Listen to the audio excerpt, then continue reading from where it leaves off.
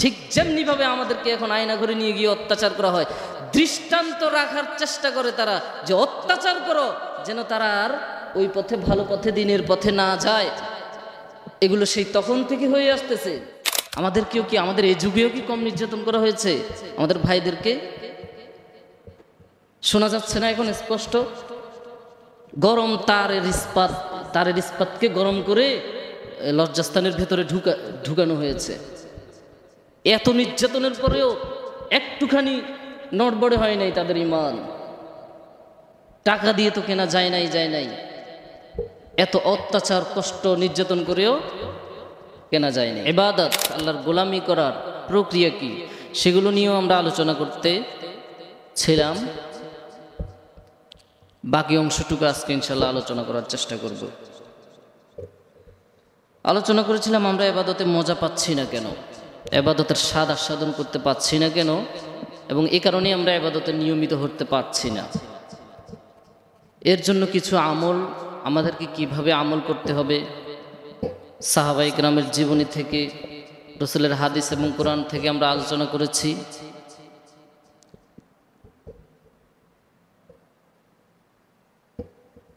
আল্লাহ তাআলা আমাদেরকে দুনিয়াতে পাঠিয়েছেন পরীক্ষা করার জন্য এবং ইবাদত করার জন্য। এই ইবাদত করতে গিয়ে অনেক ধরনের বাধা, ষড়যন্ত্র, চক্রান্ত আসবে আমাদের উপরে। সেগুলোকে ডিঙিয়ে শুধুমাত্র আল্লাহর গোলামি করতে হবে। গোলামি করতে হবে কার? জীবনের সর্বক্ষেত্রে, সকল পর্যায়ে গোলামিকে বরণ করে নিতে হবে একমাত্র আল্লাহর গোলামি। আর যারা আল্লাহর গোলামি বরণ করে নিতে পারবে না, কিছু মানবে তো কিছু মানবে না, তাদের জীবনকে আল্লাহ সংকীর্ণ করে দেবেন। মান আ'রাদা আন যিকরি ফাইন্না লাহু মাঈশাতান দনকা ওয়া নাহশুরুহু ইয়াওমাল কিয়ামাতি আ'মা। যারা আল্লাহর জিকির থেকে, সর্বোপরি আল্লাহর কোরআনের আদর্শ থেকে বিচ্যুত হয়ে যাবে, অন্য কোনো আদর্শকে বুকে ধারণ করবে, লালন করবে, আল্লাহ তাদের জীবনকে সংকীর্ণ করে দিবেন এবং কিয়ামতের ময়দানে তাদেরকে অন্ধ করে তুলবেন।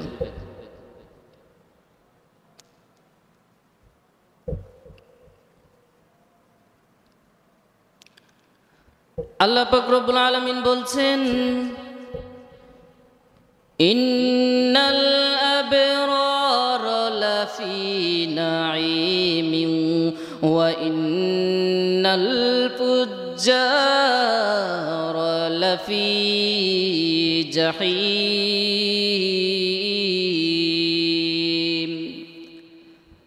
আল্লাহ তাআলা বলছেন, ইন্নাল আবরার, নিশ্চয় যারা নেককার বান্দা। আবরার শব্দের অর্থ নেককার বান্দা। যারা নেককার, সৎ আমল করবে, আমার আদর্শ অনুযায়ী চলবে, লাফি নাঈম, তারা থাকবে নাঈমের ভেতর। কিসের ভেতর? নাঈমের ভেতর। নাঈম হচ্ছে জান্নাতের নাম। ওয়া ইন্নাল ফুজ্জার, পক্ষান্তরে যারা পাপিষ্ঠ, ফুজ্জার শব্দের অর্থ পাপিষ্ঠ, এই পাপিষ্ঠ বান্দারা থাকবে লাফি জাহিম, পাপিষ্ঠ বান্দারা জাহিমের মধ্যে থাকবে। জাহিম মানে হলো জাহান্নাম।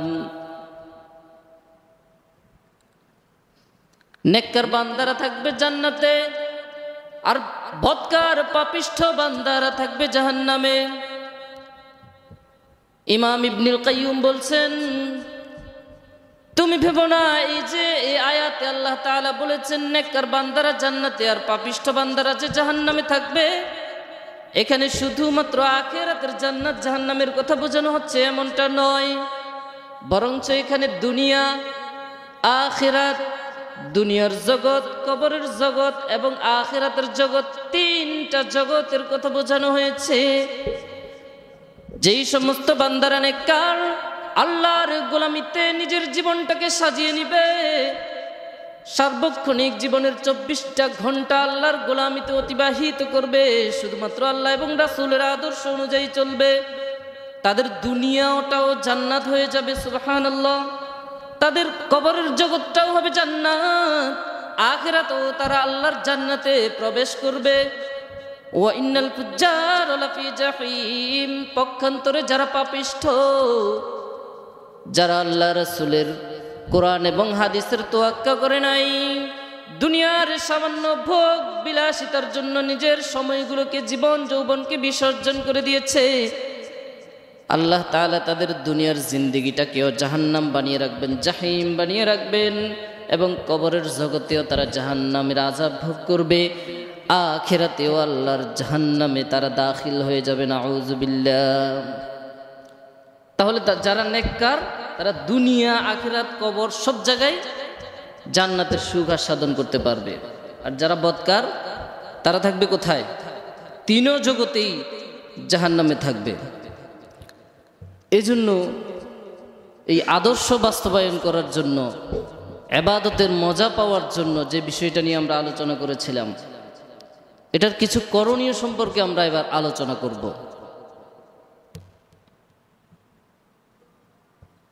কিভাবে আমরা আমলের উপর কন্টিনিউ হতে পারি, নিয়মিত হতে পারি, আমলে আমরা মজা পেতে পারি, এবং আমলের বাহিরে যে শক্তি আছে, আল্লাহর গোলামির বাহিরে যেই তাগুতির গোলামি আছে, এগুলো থেকে বের হতে পারি, নিজের ঈমানকে সেভাবে গড়ে তোলার জন্য করণীয় সম্পর্কে আল্লাহ তাআলা আমাদেরকে শিখিয়ে দিয়েছেন। আল্লাহ বলছেন, তোমরা চেষ্টা সাধনা করো, মুজাহাদা করো, জিহাদ করো। জিহাদের মাধ্যমেই আমি তোমাদেরকে হেদায়েতের পথ দেখাবো। কিসের মাধ্যমে? ওয়াল্লাযীনা জাহাদু ফীনা লানাহদিয়ান্নাহুম সুবুলানা ওয়া ইন্নাল্লাহা লামা'আস সাবিরিন। আল্লাহ পাক বলছেন, ওয়াল্লাযীনা জাহাদু, তোমরা যদি চেষ্টা করো, জাহাদু জিহাদ করো, জিহাদ মানে হলো চেষ্টা সাধনা যদি করো, লানাহদিয়ান্নাহুম সুবুলানা, তাহলে আমি তোমাদেরকে হেদায়েতের পথ আমি দেখিয়ে দেব, সঠিক পথের উপর আমি প্রতিষ্ঠিত করে দেব। নিশ্চয় আমি ধৈর্যশীলদের সাথে আছি। অর্থাৎ এই মুজাহাদা করতে হলে তোমাদেরকে অনেক ধৈর্যের সাথে মোকাবেলা করতে হবে, অনেক কঠিন কঠিন বিষয়ের সাথে, অনেক কষ্টের সাথে তোমাদেরকে মোকাবেলা করতে হবে। সেক্ষেত্রে তোমাদেরকে সবরকারী হতে হবে, ধৈর্য ধারণকারী হতে হবে। জিহাদ মানে হলো চেষ্টা সাধনা করা। সর্বপ্রথম নিজের নফসের সাথে জিহাদ করতে হবে, সর্বপ্রথম জিহাদ করতে হবে, যুদ্ধ করতে হবে নিজের মনের বিরুদ্ধে।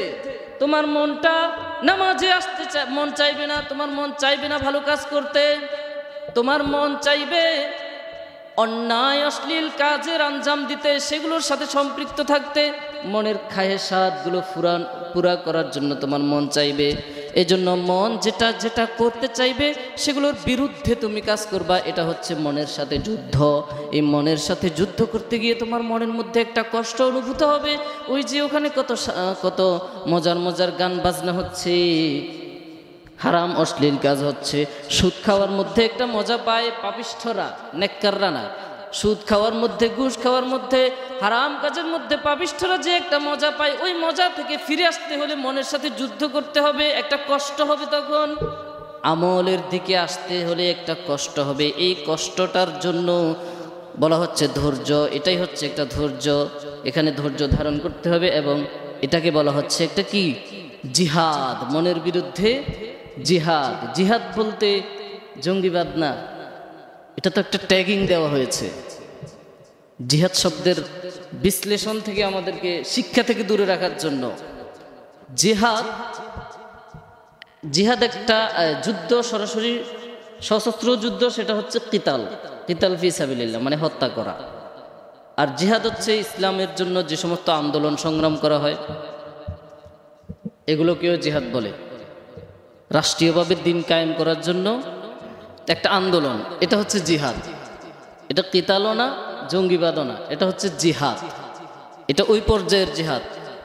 আর মনের বিরুদ্ধে জিহাদ করাটা, সেটাও একটা জিহাদ। বলা হয়েছে মনের বিরুদ্ধে জিহাদ করা সবচেয়ে বড় জিহাদ। বড় জিহাদ এজন্য বলা হয়েছে, মনের বিরুদ্ধে জেহাদ করাকে বড় জেহাদ এই জন্য বলা হয় নাই যে আপনি শুধুমাত্র মনের বিরুদ্ধে জেহাদ করতে করতেই জীবনটা কাটিয়ে দিবেন আর অন্যান্য জেহাদের খবর থাকবে না, এমনটা না।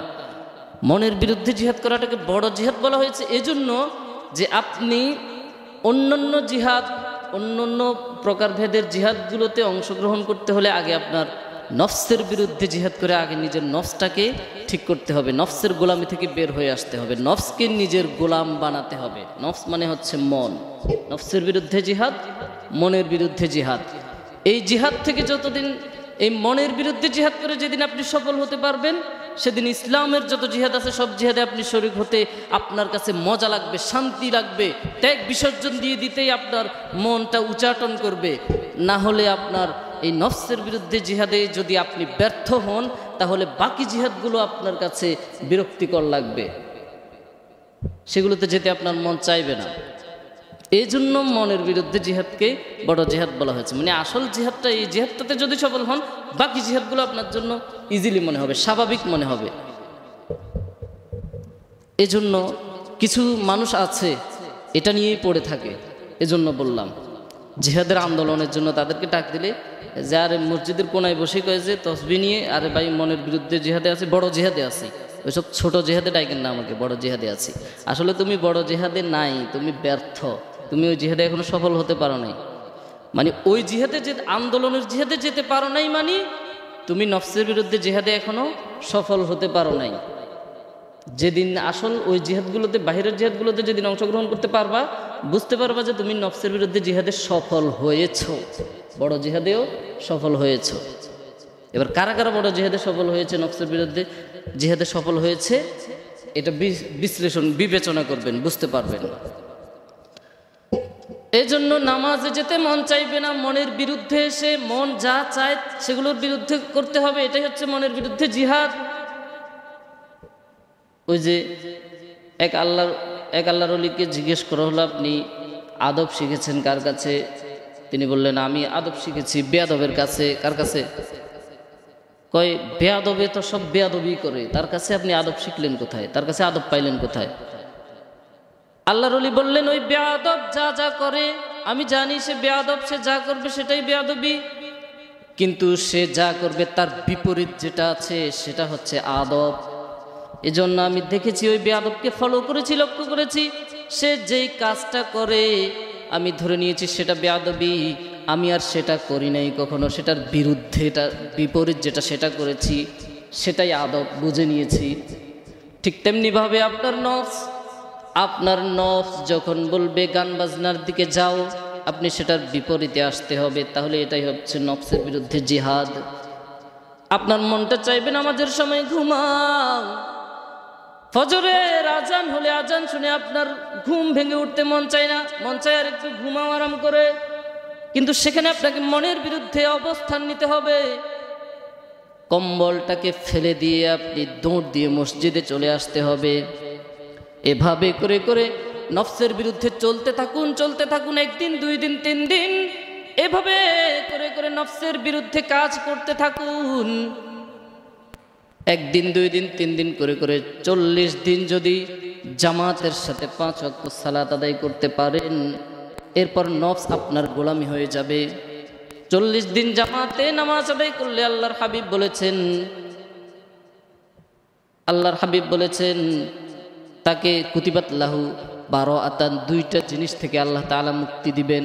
40 দিন জামাতে নামাজ আদায় করলে আল্লাহ তাকে 2টি জিনিস থেকে মুক্ত করে দেবেন। একটি হচ্ছে বারাআতুম মিনান নিফাক, সে যদি মুনাফিক হয়ে থাকে 40 দিন জামাতে নামাজ আদায় করার কারণে তার মুনাফিকি থেকে আল্লাহ তার নামটা কেটে তাকে মুমিনের খাতায় নাম লিখে দেবেন, তার মানে তাকে মুমিন হিসেবে আল্লাহ কবুল করে নেবেন। সুবহানাল্লাহ। 2 নম্বর পুরস্কার হচ্ছে ওয়াবারাতুম মিনান নার, সে যদি জাহান্নামী হয়ে থাকতো তাহলে 40 দিন মসজিদে নামাজ আদায় করার কারণে আল্লাহ তাআলা তার নামটা জাহান্নামের খাতা থেকে কেটে দিয়ে মুছে দিয়ে তাকে জান্নাতি হিসেবে কবুল করে নিবেন। সুবহানাল্লাহ। এই জন্য 40 দিন যখন নামাজ আদায় করবেন তখন আপনার মন থেকে নেফাকি যখন দূর হয়ে যাবে, আপনি খাঁটি মুমিন হিসেবে কবুল হয়ে যাবেন এবং জান্নাতি হিসেবে কবুল হয়ে যাবেন। এরপর আপনি নামাজের মধ্যে মজা পেয়ে যাবেন, নামাজের মধ্যে মজা পেয়ে যাবেন। আপনি যেখানে যাবেন, যেখানেই থাকেন না কেন, আপনার মনটা পড়ে থাকবে মসজিদের দিকে, মনের সাথে মসজিদের সাথে একটা সম্পর্ক হয়ে যাবে। এজন্য হাদিসে বলা হয়েছে ওয়ারাজুলুন কলবুহু মুআল্লাকুন বিল মাসাজিদি, যেই ব্যক্তির অন্তরটা আমার মসজিদের সাথে সম্পৃক্ত হয়ে থাকে, মুআল্লাকুন সম্পর্ক, মনের কলবের নফসের সম্পর্ক থাকে কোথায়? মসজিদে। এটা হচ্ছে ওই হাদিসটা যে হাদিসে আল্লাহ রাসূল বলেছেন 7 ব্যক্তিকে কিয়ামতের ময়দানে আরশের ছায়া দান করা হবে। ওই 7 ব্যক্তির একজন হচ্ছেন কে?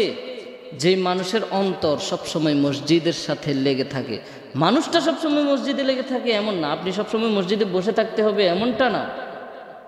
আপনি কাজ করছেন, অফিস আদালতে কাজ করছেন, আপনার ফজর নামাজ পড়ে যতই কাজ করেন, মাঠে যান, ঘাটে যান, আপনার মাথার মধ্যে থাকবে, আপনার কলবে থাকবে জোহরের ওয়াক্ত হবে, এই জোহরের ওয়াক্তের আগে আমাকে এই কাজগুলো করতে হবে, কাজ যতটুকু করতে পারি এই সময়ের মধ্যে সেরে নিতে হবে, এরপর আমাকে জোহরের নামাজে মসজিদে চলে যেতে হবে। আপনি মুসাফির সফরে বের হয়েছেন, কতটুকু গেলে কোথায় মসজিদ পাবো এখান থেকেই পরিকল্পনা করছেন। এই যে অমুক জায়গায় গিয়ে মসজিদ আছে, ওখানে জোহরের নামাজ আদায় করব, এরপর ওখানে গিয়ে আসরের নামাজ আদায় করব।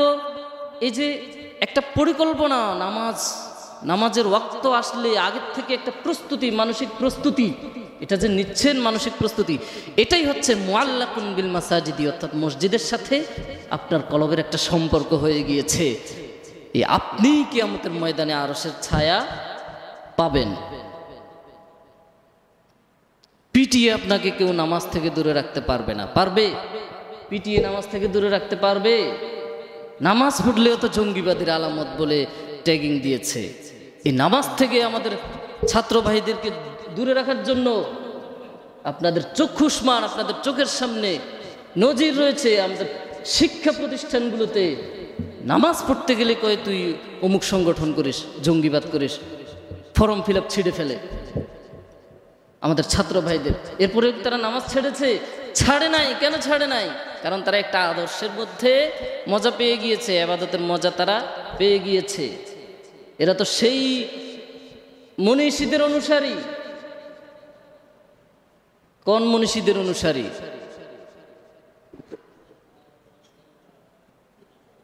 বিবি আসিয়া কেমন আল্লাহর ওলি ছিলেন, কেমন আউলিয়া ছিলেন, এই দিনের জন্য কিভাবে মুজাহাদা করেছেন। বিবি আসিয়া কে ছিল? ফেরাউনের স্ত্রী ছিল না? ফেরাউনের স্ত্রী ছিল। ফেরাউন ছিল সবচাইতে নির্যাতিত স্বৈর শাসক। এই ফেরাউন যখন জানতে পারল তার স্ত্রী বিবি আসিয়া নীরবে গোপনে মুসলিম হয়ে গিয়েছে, তখন এই ফেরাউন তেলে বেগুনে জ্বলে উঠল এবং সাথে সাথে তার গোলামদেরকে হুকুম করলো বিবি আসিয়াকে ধরে হত্যা করো, এমন ভাবে কষ্ট দিয়ে দিয়ে তাকে হত্যা করো যেন দৃষ্টান্ত হয়ে থাকে। কি হয়ে থাকে? মানে তাকে কষ্ট দিয়ে হত্যা করো যেন আমার সাম্রাজ্যে আর কেউ মুসলমান হওয়ার, এই ইমানের পথে যাওয়ার, জিহাদের পথে যাওয়ার সাহস পর্যন্ত না করে। ঠিক যেমনি ভাবে আমাদেরকে এখন আয়না ঘরে নিয়ে গিয়ে অত্যাচার করা হয়, দৃষ্টান্ত রাখার চেষ্টা করে তারা যে অত্যাচার করো যেন তারা আর ওই পথে, ভালো পথে, দিনের পথে না যায়। এগুলো সেই তখন থেকে হয়ে আসতেছে। বিবি আসিয়ার হাত পায়ে লোহার পেরেক মারা হলো, 2 হাত 2 পায়ে পেরেক মেরে তার চামড়া তুলে ফেলার জন্য আদেশ দেয়া হলো। চিরুনির মতো যন্ত্র দিয়ে খসে খসে তার শরীর থেকে চামড়াগুলো আলাদা করার জন্য হুকুম দেয়া হলো। তখন বিবি আসিয়া আল্লাহর দরবারে দোয়া করেছেন, ইয়া আল্লাহ, তুমি আমাকে তোমার জান্নাতে, আমার জন্য একটা জান্নাতে একটা ঘর তৈরি করো এবং এই অত্যাচারী ফেরাউনের জুলুম থেকে আমাকে হেফাজত করো। এই দোয়ার সাথে সাথে আল্লাহ তাআলা তখন জান্নাতের নাজ নিয়ামতগুলো বিবি আসিয়ার চোখের সামনে তুলে ধরলেন। একদিকে ওই জালিমের শাসকের গোলামেরা, পাইক পেয়াদা, এরা বিবি আসিয়াকে অত্যাচার করছে, তার শরীর থেকে জীবন্ত চামড়াগুলো তুলে ফেলছে। ওইদিকে বিবি আসিয়া জান্নাতের নিয়ামত দেখে দেখে হাসছে। কি করছে? ফেরাউন তখন চিৎকার করে বলল, মাজনুনা, পাগল হয়ে গেছে, এ বিবি আসিয়া পাগলি হয়ে গেছে, ওকে কষ্ট দেওয়া হচ্ছে, এত অত্যাচার করা হচ্ছে, চামড়া তুলে ফেলছি, আর ও হাসতেছে। বিবি আসিয়া বলল, আমি আমার মাওলার জান্নাত দেখে হাসতেছি, তুমি কি কষ্ট দিচ্ছ আমাকে? গত সপ্তাহে এটা নিয়ে আলোচনা করেছিলাম। অত্যাচার, নির্যাতন, এই কষ্টগুলো তাদের কাছে ফিকে হয়ে যায়, ফিকে হয়ে যায়। অত্যাচার, নির্যাতন যতই কষ্ট আসুক, মুমিনের কাছে কি, যারা ইবাদতের আল্লাহর গোলামির স্বাদ পেয়েছে, যারা জান্নাতের স্বাদ পেয়েছে, যখন কষ্ট আসে তাদের মধ্যে, তাদের চেহারায়, তাদের চোখের সামনে, তাদের কলবের মধ্যে যেন জান্নাত জাহান্নামের চিত্রগুলো ভেসে ওঠে। এ কারণে এই কষ্টগুলো তাদের কাছে আর কষ্ট মনে হয় না। কষ্ট হয় কিন্তু তুলনামূলক ফিকে হয়ে যায়। আমাদেরকেও কি, আমাদের এই যুগেও কি কম নির্যাতন করা হয়েছে আমাদের ভাইদেরকে? শোনা যাচ্ছে না এখন স্পষ্ট?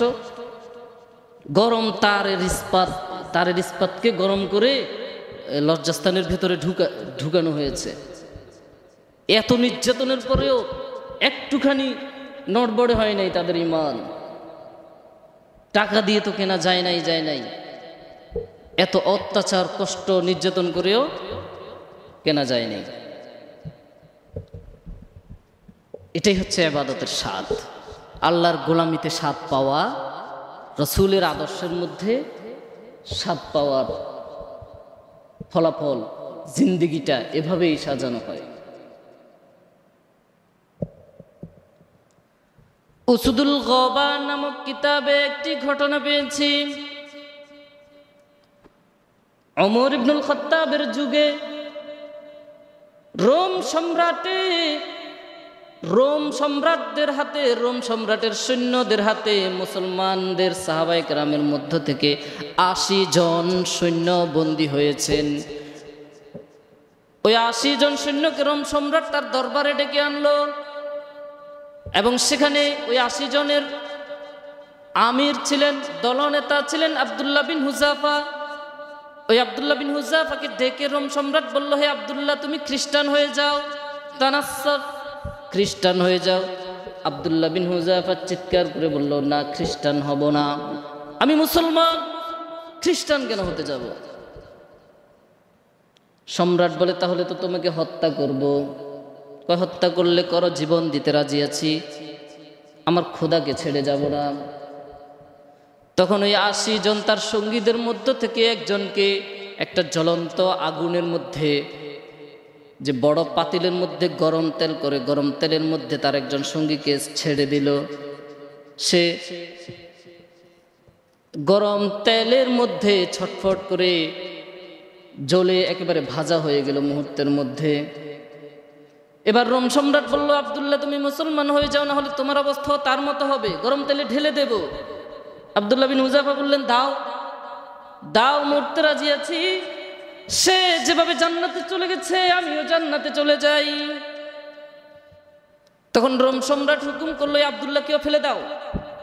তখন তার সৈন্যরা এই আব্দুল্লাহকে ধরে টেনে টেনে আগুনের দিকে নিয়ে যাচ্ছে, গরম তেলে ঢেলে দেওয়ার জন্য বিশাল বড় গরম তেলের পাত্র। তখন আব্দুল্লাহ বিন হুযাফা কান্না শুরু করে দিলেন, চোখের পানি ঝরতে লাগলো। এই রোম সম্রাট ভেবেছিল আব্দুল্লাহ বিন হুযাফা ভয় পেয়ে গিয়েছে, আরেকটা সুযোগ দেয়া যাক। রোম সম্রাট বলল, আব্দুল্লাহ, কাঁদছো কেন? তুমি খ্রিস্টান হয়ে যাও, তাহলে আর মারবো না। আব্দুল্লাহ দ্ব্যর্থহীন ভাষায় দৃপ্ত কণ্ঠে বলল, না, খ্রিস্টান হব না, আমি মুসলমান। সম্রাট কয়, তাহলে কাঁদছো কেন? মৃত্যুর ভয়ে? আব্দুল্লাহ বলে, মৃত্যুর ভয়? মুসলমান কখনো মৃত্যুকে ভয় করে না, তাহলে কেন কাঁদছো? বলে, আমি তো কান্না করছি আমার আল্লাহর সাথে কথোপকথন করে, আমার আল্লাহর সাথে প্রার্থনা করছি। কি প্রার্থনা? আমি আল্লাহকে বলছি, হে আল্লাহ, তুমি আমাকে শুধুমাত্র একটি জীবন দিয়েছো, একটি জীবন, কিছুক্ষণ পরে আমাকে গরম তেলের মধ্যে ঢেলে দিলে আমি মরে যাব, আমার এই জীবনটা চলে যাবে। কিন্তু তুমি যদি আমাকে আমার শরীরে যতগুলো পশম আছে, আমার পশম পরিমাণ যদি জীবন দান করতে, আমার চুল পরিমাণ জীবন, হাজার হাজার জীবন যদি তুমি আমাকে দান করতে, ও মাবুদ, আমি প্রত্যেকটা জীবন তোমার রাস্তায় বিসর্জন দিয়ে দিতাম। প্রত্যেকটা জীবন একটার পর একটা, হাজার হাজার জীবন তোমার রাস্তায় দান করে কোরবান করে দিতাম। তুমি তো আমাকে শুধু একটি মাত্র জীবন দিয়েছো, একটি মাত্র জীবন তোমার রাস্তায় দান করে আমার মনের তৃপ্তি হচ্ছে না, তৃপ্তি হয় না। এর জন্য হাজার হাজার জীবন যদি দিতা, প্রত্যেকটা জীবন এভাবে তোমার রাস্তায় বিলিয়ে দিতাম, কোরবানি করে দিতাম। মুসলমানের এই আত্মত্যাগ, এই ইমান দেখে, এই জীবন দেওয়ার মধ্যে মজা, স্বাদ, আল্লাহর গোলামের মধ্যে স্বাদ দেখে রোম সম্রাট বলল যে আব্দুল্লাহ, তাকে আরো অফার দিচ্ছে খ্রিস্টান করার জন্য। আব্দুল্লাহ, তোমাকে আমি আমার মেয়ে বিয়ে দেব। কে বলছে? রোম সম্রাট। তোমাকে আমি আমার মেয়ে বিয়ে দেব, তুমি শুধু খ্রিস্টান হয়ে যাও। আব্দুল্লাহ দ্ব্যর্থহীন কণ্ঠে বলল, না, আমি খ্রিস্টান হব না। এবার রোম সম্রাট বলল, আমার সাম্রাজ্যের অর্ধেক সাম্রাজ্য তোমাকে দিয়ে দেব, আমরা দুজন মিলে সাম্রাজ্য পরিচালনা করব। দেখেন, একটার পর একটা অফার দিচ্ছে শুধু। এরা মানে হত্যা করার চাইতেও, ইহুদি খ্রিস্টানদের তাদের টার্গেট হচ্ছে মুসলমানকে হত্যা করার চাইতেও যদি তাদেরকে দিয়ে গুনাহ করাইতে পারি, এটাকেই তারা সফল মনে করে। ইবাদত থেকে সরিয়ে তাকে যদি গুনাহের পথে আনতে পারি, এটাকে তারা বেশি সফল মনে করে হত্যা করার চাইতেও। কারা? খ্রিস্টানেরা। এই জন্যই তো আমাদের চারিপাশে এখন যে চক্রান্ত, এটা হত্যা, আমাদেরকে হত্যা করার চাইতেও মারাত্মক তাদের চক্রান্তগুলো হত্যার চাইতেও মারাত্মক। কত প্রকারের, কয়টা বলবো, কত প্রকারের প্রযুক্তির মাধ্যমে হোক, মোবাইল ইন্টারনেটের মাধ্যমে হোক, সিনেমা হলের মাধ্যমে হোক, এই যে বিভিন্ন এনজিও সংস্থার নামে যেগুলো হচ্ছে, ক্রীড়া সংস্কৃতির মাধ্যমে, অশ্লীলতার মাধ্যমে, জন্ম নিয়ন্ত্রণের মাধ্যমে, এই যে আদর্শ, ভিন্ন আদর্শের প্রচারের মাধ্যমে, এক একটা চক্রান্ত, এগুলো আমাদেরকে হত্যা করার চাইতেও জঘন্য, আমাদেরকে হত্যা করার চাইতেও জঘন্য। হত্যা করে ফেললে তো আমরা জান্নাতে চলে যেতাম, কিন্তু তারা তো শয়তান। শয়তান তো চায় জাহান্নামে যাক। শয়তান তো আমাদেরকে জাহান্নামে নিয়ে যাওয়ার জন্যই সবসময় চেষ্টায় থাকে। আব্দুল্লাহ বিন হুযাফাকে একের পর এক অফার দিচ্ছে, শুধুমাত্র যদি খ্রিস্টান হয়, হত্যা করার চাইতে খ্রিস্টান করানো তাদের চাইতে বেশি সফল। মুসলিম সৈনিকগুলো দরকার, এদেরকে যদি খ্রিস্টান বানাতে পারি, এদেরকে দিয়ে এদের ভাইদেরকে মারাবো। তেমনটা হচ্ছে না আমাদের দেশে এখনো। আমাদেরকে দিয়ে আমাদেরকে মারাচ্ছে, পেটাচ্ছে। তোমাকে আমার মেয়ে বিয়ে দেব, সাম্রাজ্যের অর্ধেক দিয়ে দেব, এত লোভনীয় অফার দেওয়ার পর আব্দুল্লাহ বিন হুযাফা গ্রহণ করেন নাই। কেন? ইবাদতের স্বাদ পেয়েছেন। সম্রাট বলল, হুযাফা, আব্দুল্লাহ, তুমি আমার মাথায়, আমার কপালে একটা চুমু দাও। মানে কতটা আবেগে আপ্লুত হলে একজন খ্রিস্টান বাদশাহ সে মুসলিম সৈনিককে বলতে পারে যে তুমি আমার কপালে একটা চুমু দাও। আব্দুল্লাহ বিন হুযাফা বলল, না, তুমি খ্রিস্টান, তুমি নাপাক, ইন্নামাল মুশরিকুনা নাজাসুন, তুমি নাপাক, তোমাকে আমি চুমু দিতে পারি না। এবার বাধ্য হয়ে সম্রাট বলল, তুমি যদি আমাকে একটা চুমু দাও, তোমার সাথী সঙ্গী সবাইকে আমি মুক্ত করে দেব। তখন আব্দুল্লাহ বলল, তাহলে একটা চুমু দিতেই পারি, একটা চুমুর বদলতে যদি আমার ভাইদের মুক্তি হয়, আমার ভাইদের জন্য জীবন বাঁচানোর জন্য দিতে পারি। একটা চুমু দিয়ে তারা সেখান থেকে মুক্ত হয়ে ফিরে আসলেন। খলিফা ছিলেন তখন কে? ওমর ইবনুল খাত্তাব রাদিয়াল্লাহু তাআলা আনহু। তিনি যখন এই ঘটনা শুনলেন সবিস্তারে, তখন তিনি বললেন যে এখন আমাদের সবার দায়িত্ব হচ্ছে আব্দুল্লাহ বিন হুযাফাকে চুমু দেওয়া। আমি চুমু দিচ্ছি, তোমরাও সবাই চুমু দাও। দেখেন মহব্বত কোথা থেকে কোথায় গড়ায়, মহব্বত কোথা থেকে কোথায় গড়ায়। যখন আল্লাহ তাআলা আপনাকে মহব্বত করতে শুরু করবেন, তখন আল্লাহ ফেরেশতাদেরকে ডেকে বলবেন যে, জিব্রাইলকে ডেকে বলবেন, ইন্নাল্লাহা ইউহিব্বু ফুলানা, এই আল্লাহ আমি এই বান্দাটাকে ভালোবেসেছি, আহবিবহু তুমিও ভালোবাসো, তাকে মহাব্বত করো। জিব্রাইল তখন আসমানের সমস্ত ফেরেশতাকে ডেকে বলবেন ইন্নাল্লাহা ইউহিব্বু ফুলানা, ওই ব্যক্তিটাকে আল্লাহ ভালোবাসেন, আমিও ভালোবাসি, ফাহবিবহু সুতরাং তোমরাও ভালোবেসো, তোমরাও ভালোবাসো। যখন আসমানবাসী সমস্ত ফেরেশতা তাকে ভালোবাসতে শুরু করবে, তখন দুনিয়ার মানুষের কানে কানে ফেরেশতারা ফুৎকার করে দিবে ওই মানুষটাকে ভালোবাসো। তার প্রতি একটা অটোমেটিক সৃষ্টির, সমস্ত সৃষ্টির একটা ভালোবাসা তার প্রতি তৈরি হয়ে যাবে। সুবহানাল্লাহ। হাত্তা ইউদা আলাহুল কবুল ফিল আরদ, জমিনের মধ্যে তার একটা গ্রহণযোগ্যতা বেড়ে যাবে, তার মর্যাদা, তার আত্মমর্যাদা অনেক অনেক বেড়ে যাবে। বৃদ্ধি করে দিবেন কে? আল্লাহ তাআলা। যখন আল্লাহ কাউকে ভালোবাসবেন, এজন্য আমাদেরকে আল্লাহর গোলামিতে মজা পেতে হলে, ইবাদতে মজা পেতে হলে কি করতে হবে? মুজাহাদা করতে হবে। কি করতে হবে?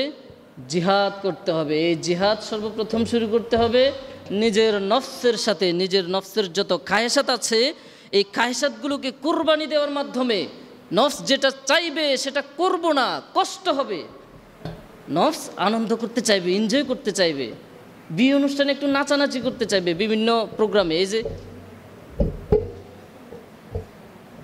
শবে বরাতের রাতে পাইনি, অত্যন্ত আফসোসের বিষয়, ক্ষমা করে দিবেন মনে কষ্ট গেলে। শবে বরাতের রাতে, আমি এখানকার কথা বলছি না, কোনো মসজিদেই মানুষ পাওয়া যায় না, অথচ কালকের রাতটার কথা হিসেব করেন, অধিকাংশ যুবক একটা পর্যন্ত জাগনা ছিল। চিন্তা করছেন আদর্শ কোথা থেকে কোথায় গেছে? কিন্তু ওর শবে বরাতে তোমাদেরকে পাইনি। এত এত ফজিলতের, এত এত আমলের বর্ণনা করার পরও পাইনি আমার যুবক ভাইদেরকে। তো কার আদর্শের পেছনে ছুটছি আমরা? এভাবে কি মজা পাবো ইবাদতে? এভাবেই কি আল্লাহর কবরের প্রশ্নের জবাব দিতে পারবো? মার রব্বুকা ওমান নাবিয়ুকা। নবীর আদর্শে তো আমরা ছিটে ফোঁটাও নাই, নবীর আদর্শের ছিটে ফোঁটাও আমরা পালন করছি না, বরঞ্চ তার বিরোধিতা করতেছি। তার বিপক্ষের যে শক্তি, তাগুতি শক্তির আদর্শ অনুসরণ করতেছি। মান নাবিয়ুকা প্রশ্নের উত্তর দিতে পারবো না, কারণ তাকে আমরা মানি নাই, নেতা হিসাবে তাকে আমরা মানি নাই। এজন্য নফসের বিরুদ্ধে জিহাদ করতে হবে। কিসের বিরুদ্ধে? নফস হচ্ছে হিংস্র পশুর মতো। নফস দুই প্রকার, মুতমাইন্না, লাওয়ামা। খারাপ নফস, ভালো নফস। এখন ওই আপনার নফস খারাপ কিনা ভালো সেটা আপনাকেই উপলব্ধি করতে হবে। আপনি কি খারাপ কাজে মজা পাচ্ছেন নাকি ভালো কাজে মজা পাচ্ছেন? যদি খারাপ কাজে মজা পেয়ে থাকেন, তাহলে বুঝতে হবে আপনাকে ওই মনের বিরুদ্ধে জিহাদ করতে হবে। মন যেটা চায় সেটার বিরুদ্ধে করতে হবে। নফসকে এই জন্য হিংস্র পশুর সাথে তুলনা করা যায়। একটা ক্ষুধার্ত সিংহ, একটা ক্ষুধার্ত সিংহ যখন তার খাদ্যের জন্য, তার বাসনা পূরণ করার জন্য সমস্ত যা কিছু আছে তছনছ করে দেয়, নষ্ট করে দেয়। আমাদের নফসগুলো যখন খায়ের সাথে মগ্ন হয়ে থাকবে, আমাদের দ্বারা খুন খারাপি, সুদ, ঘুষ, হত্যা, রাহাজানি সব কিছুই আমাদের মাধ্যমে সংগঠিত হবে। আমাদের মন মানসিকতাগুলো ওই দিকেই ধাবিত হবে। নফস হচ্ছে এই জন্য পশুর মতো। একটা পশুকে আপনি লাগাম ছাড়া ছেড়ে দিবেন, সে তার ইচ্ছা মতো চলবে, আপনার মতো করবে না। এই যে আমরা ধান মাড়াই না, সেখান থেকে আমাদেরকে শিক্ষা নিতে হয়। হরতিতি বলে বলে কিছুক্ষণ পর পর বেত্রাঘাত করতে হয়, তাহলে সে লাইনে থাকে। আর না হলে কি করে? একটু পর গিয়ে ওখানে ঘাস খায়, ওখানে ঘাস খায়, ব্যাঘাত ঘটায়। আমাদের নফসকে আমরা বেত্রাঘাত করতে হবে। বেত্রাঘাত করলে যে যন্ত্রণা, তার থেকে বেশি যন্ত্রণা হবে পাপ কাজ থেকে ফিরে আসার সময়। আমি পাপ কাজে নিমগ্ন ছিলাম এতদিন, কিন্তু ওই পাপ কাজগুলো থেকে ফিরে এসে যে ইবাদতের দিকে আসবো, আমার খুব কষ্ট হবে, খুবই কষ্ট হবে।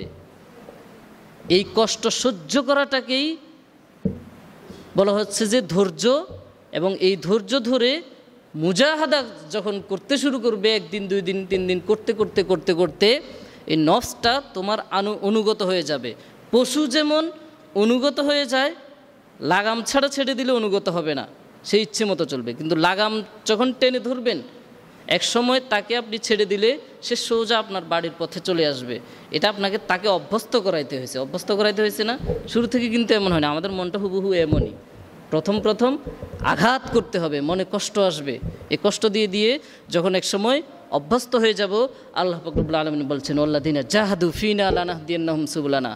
যারা মুজাহাদা করবে, চেষ্টা করবে, যে যে পথে চেষ্টা করবে, আমি তাদেরকে লানাহদিয়ান্নাহুম সুবুলানা, হেদায়েতের পথ, সঠিক পথ আমি প্রদর্শন করব, সঠিক পথের উপর প্রতিষ্ঠিত করে দেব।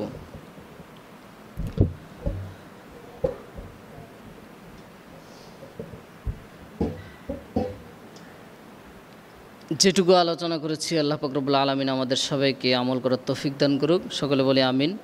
ওয়া আখিরু দাওয়ানা আলহামদুলিল্লাহি রাব্বিল আলামিন। যারা সুন্নাত পড়েন নাই 4 রাকাত ক্বাবলাল জুমা আদায় করেন।